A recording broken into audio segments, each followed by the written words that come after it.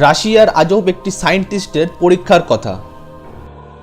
দ্বিতীয় বিশ্বযুদ্ধের সময় রাশিয়ার সায়েন্টিস্টরা একটি আজব ওষুধ বানান।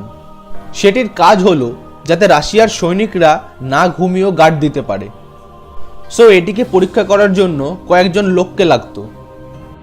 তখন তারা কি করলো, জেলের কয়েদিদের বলল, তোমাদের ওপর একটি এক্সপেরিমেন্ট করব, যারা যারা ইচ্ছুক তাদেরকে ছেড়ে দেওয়া হবে।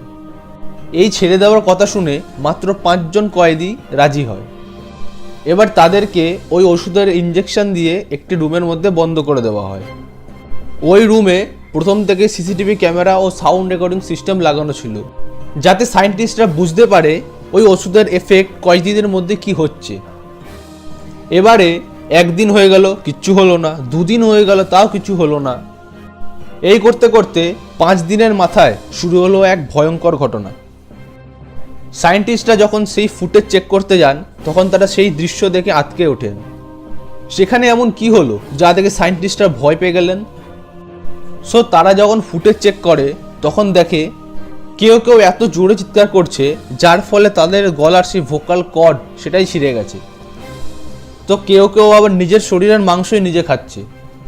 এই দৃশ্য দেখে সায়েন্টিস্টরা বুঝতে পারেন যে তাদের এই পরীক্ষাটি ভুল হয়েছে।